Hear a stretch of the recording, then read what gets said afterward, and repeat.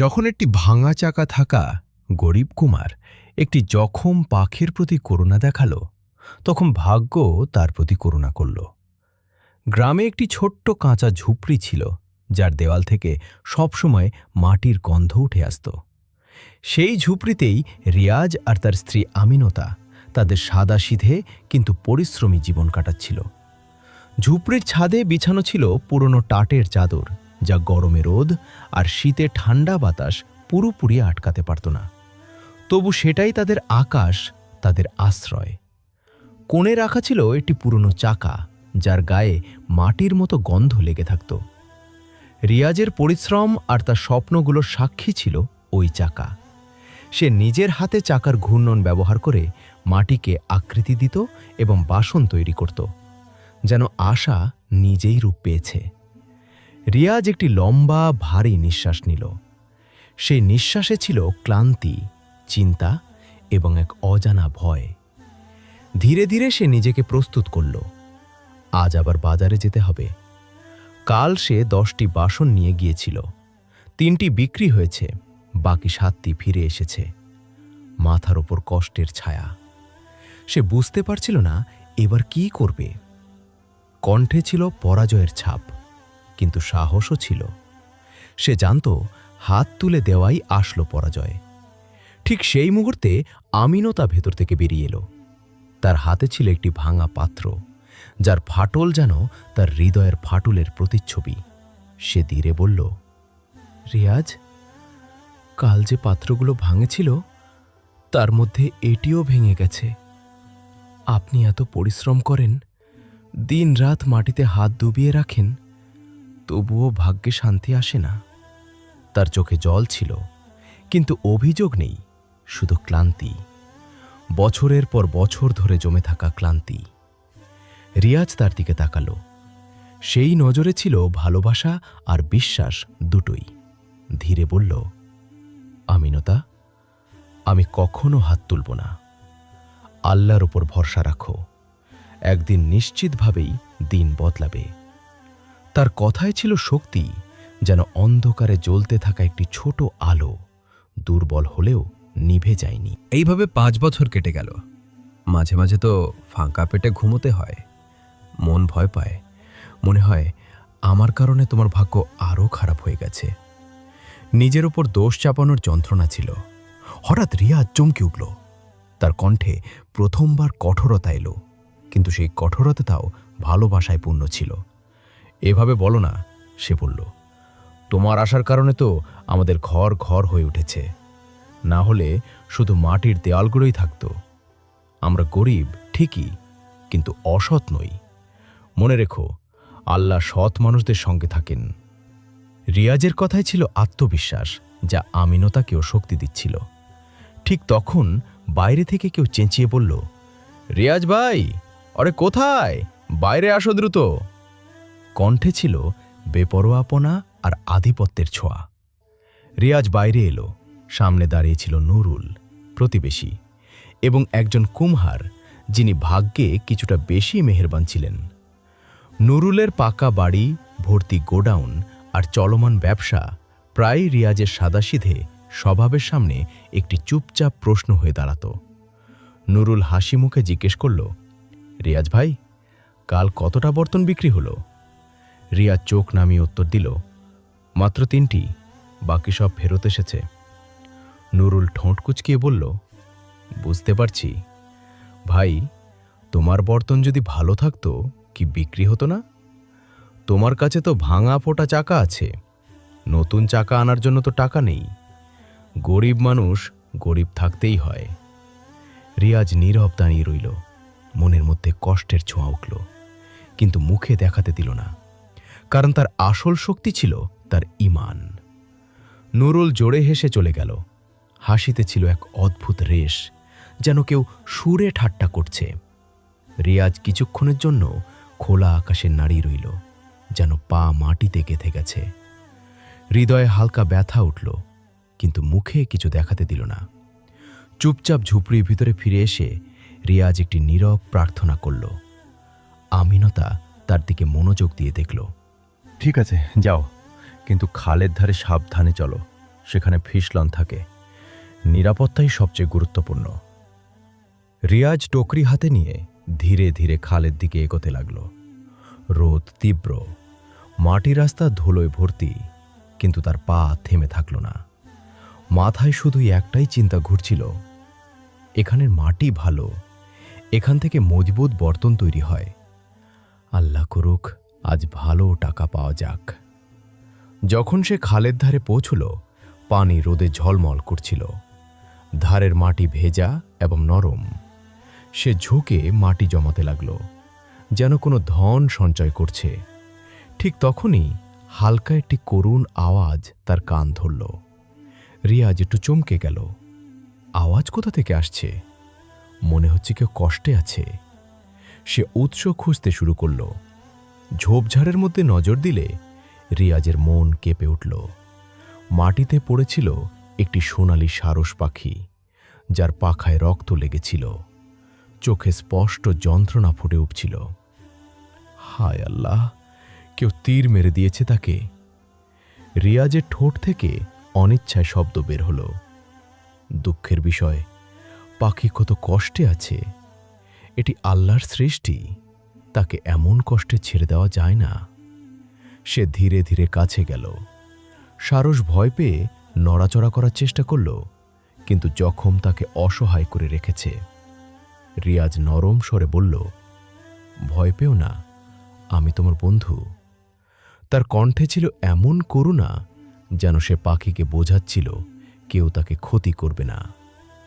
রিয়াজ তার লুঙ্গির কাপড় ছিঁড়ে নিয়ে নদের জল আনল এবং জখম ধুয়ে দিল। রক্ত জল মিশে বয়ে যেতে লাগল।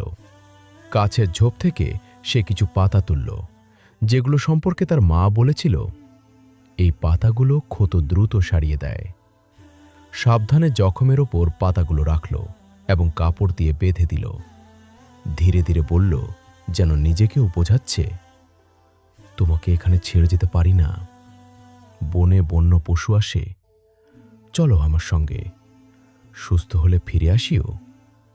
সে খুব সাবধানে সারসটিকে টোকরায় রাখল, যেন কেউ একটি মূল্যবান অতিথি হাতে ধরে রেখেছে।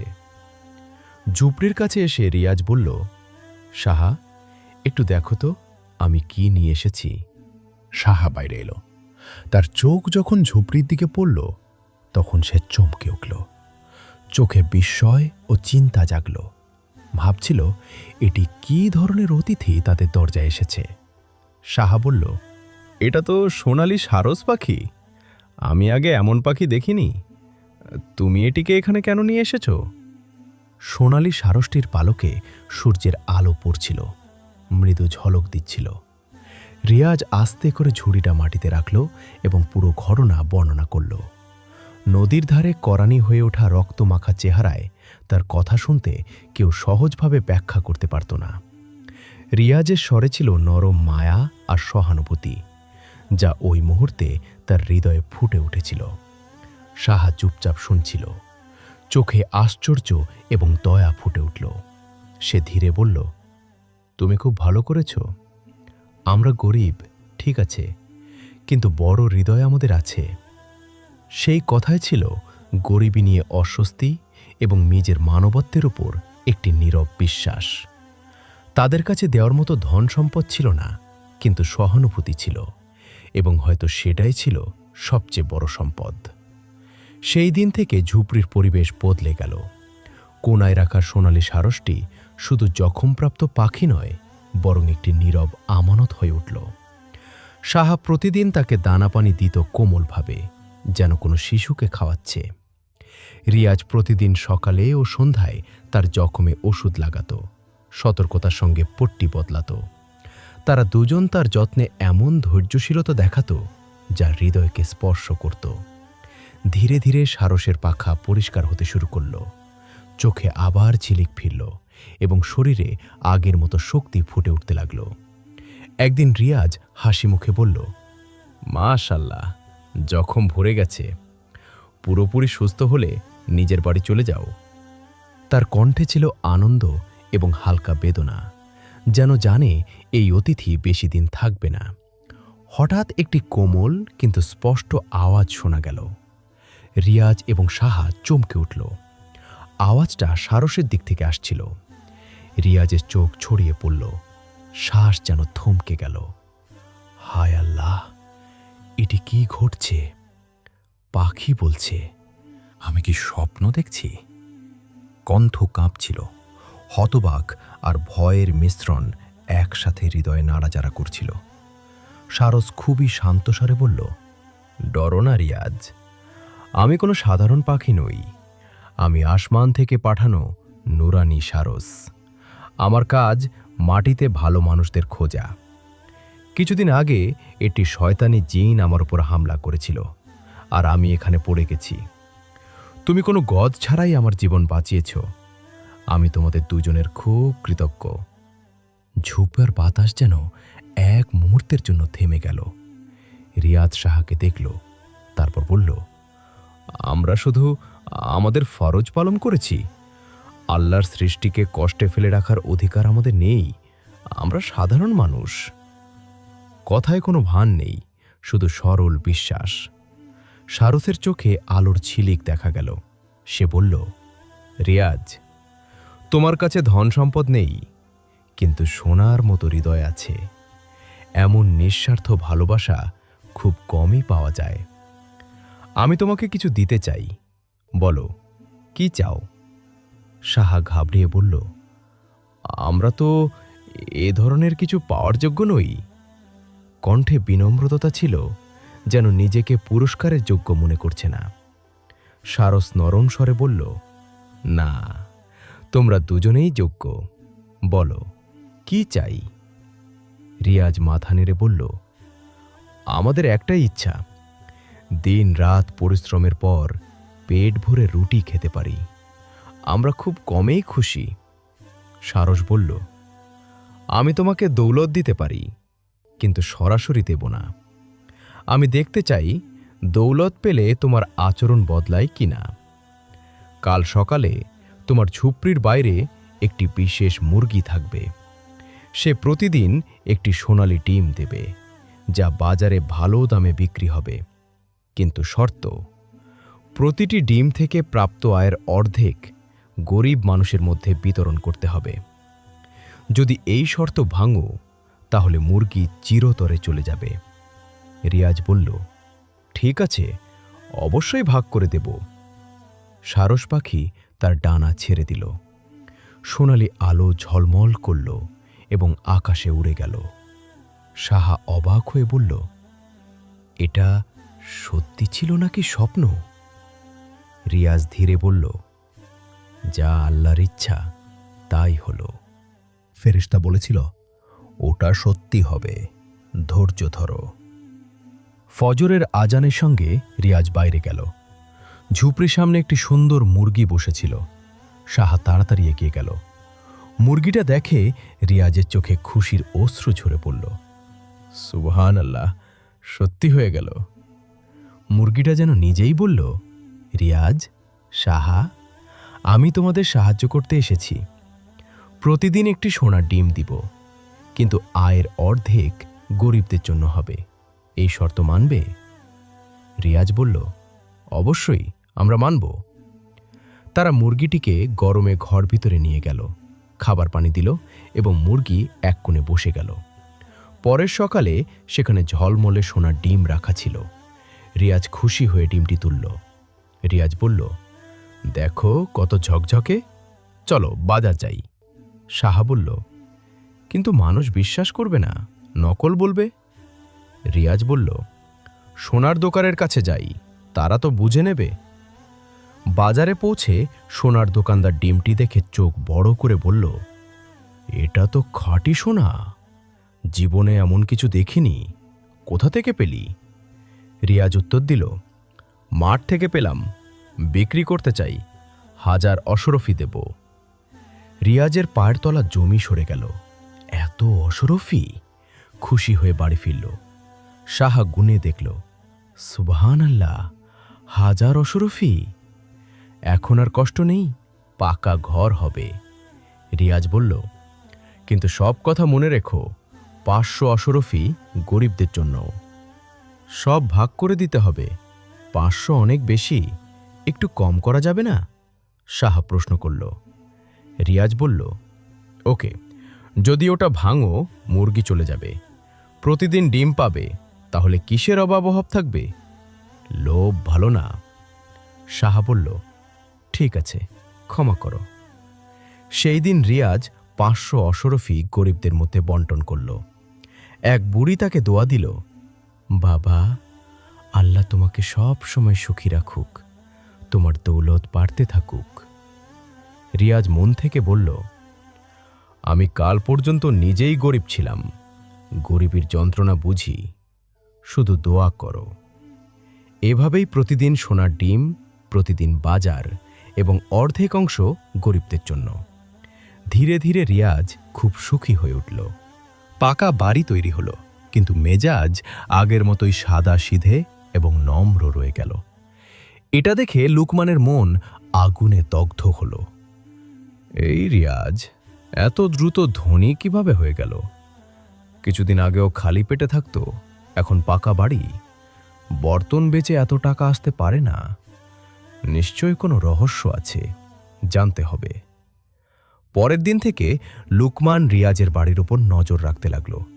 সে দেখল মুরগি সোনা ডিম দিয়েছে এবং রিয়াজ খুশি হয়ে সেটা তুলছে। তো এই রহস্য, এই মুরগি সোনার ডিম দেয়। লুকমান সরাসরি দরবারে গেল। বাদশাহ সুলতান নুরুদ্দিন সিংহাসনে বসেছিলেন। পাশে দাঁড়িয়েছিলেন ওজির জাফর খান। লোভী এবং চালাক মানুষ সব সময় নিজের লাভ চিন্তা করে। লুকমান পুরো ঘটনা বর্ণনা করল।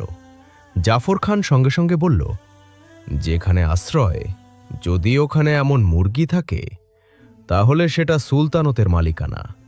একজন কুম্ভারের কি অধিকার যে এমন এক নেয়ামত নিজের কাছে রাখবে?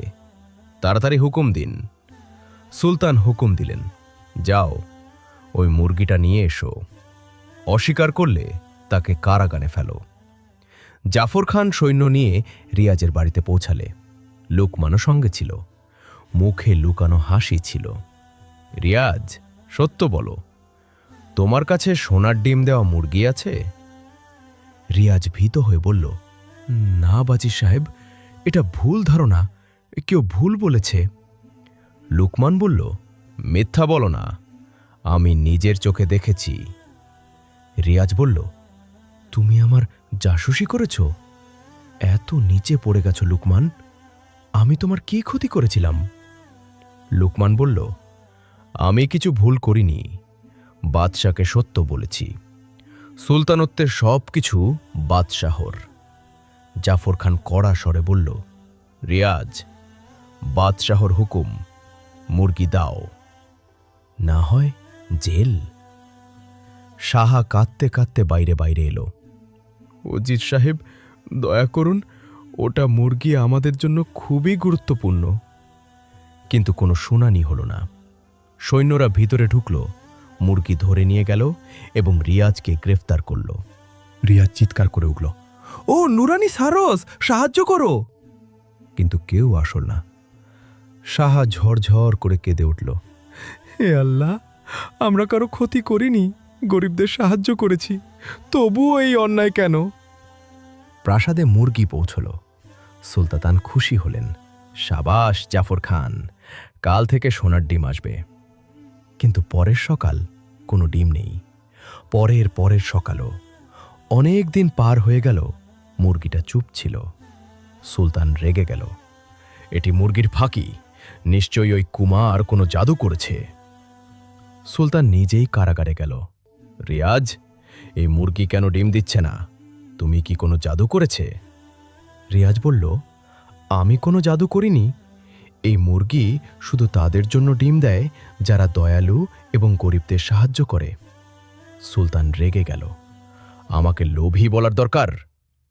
হঠাৎ ঝলমলে আলো জ্বলে উঠল এবং নুরানি সারস প্রকাশ পেল।